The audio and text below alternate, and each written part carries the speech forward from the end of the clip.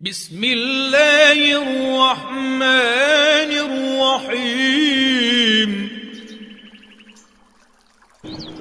اللہ کے نام سے شروع جو نہایت مہربان رحم والا۔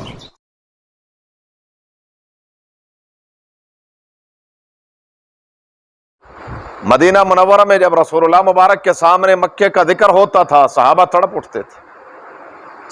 مکہ تو پھر مکہ تھا، تو ابراہیم علیہ السلام کو اللہ تبارک و تعالیٰ کا حکم ہوا کہ اب آپ اپنا وطن معلوف جو بغداد سے 70 میل کے فاصلے پر تھا، وہاں سے آپ براستہ مصر شام فلسطین چلے جائیں۔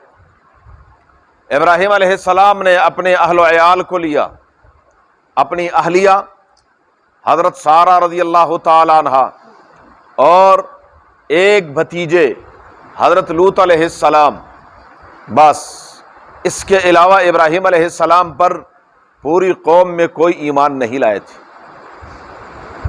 لوط علیہ السلام چونکہ بچپن سے ہی حضرت ابراہیم علیہ السلام ہی کی کفالت میں تھے، تو یہ ان کے ساتھ چل پڑے۔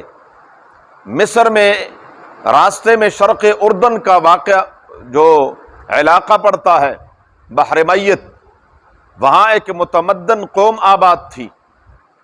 حضرت لوط علیہ السلام کو اللہ تبارک و تعالیٰ نے وہیں پر نبی بنا دیا اور فرمایا کہ اس قوم کی اصلاح کے لیے آپ یہیں رک جائیں۔ لوط علیہ السلام وہیں پر رک گئے۔ یہاں کچھ لوگوں سے غلطیاں ہوئی ہیں، وہ کہتے ہیں کہ لوط علیہ السلام کو پہلے کچھ مجاہدہ کروایا۔ نہیں، نبوت کے لیے نہ کسی مجاہدے کی ضرورت ہے، نہ کسی تربیت کی ضرورت ہے۔ نبی کی تربیت براہ راست رب خود کرتے ہیں، وحدہ لا شریک۔ پہلے سے اللہ تبارک و تعالیٰ کے علم میں یہ طے تھا کہ لوط علیہ السلام کو اللہ تعالیٰ نے نبی بنانا تھا، تو لوط علیہ السلام راستے ہی میں رک گئے شرق اردن کے علاقے میں اور وہیں پر ٹھہر گئے۔ ابراہیم علیہ السلام حضرت سارہ رضی اللہ تعالیٰ عنہ اپنی اہلیہ کے ساتھ مصر پہنچے۔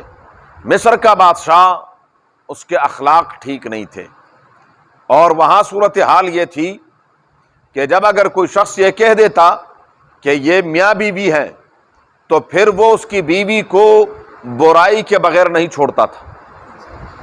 اس لیے ابراہیم علیہ السلام نے جو زومان الفاظ فرمائے ہیں، ایک تو کل گزر گیا، میں نے عرض کیا تھا کہ جب بتوں کو توڑنے کے بعد قوم نے ان کو سامنے لائے تو کہا ان بتوں کے ساتھ یہ کس نے کیا؟ تو فرمایا بل فعل، کیا جس نے کیا، کبیرہم ھذا،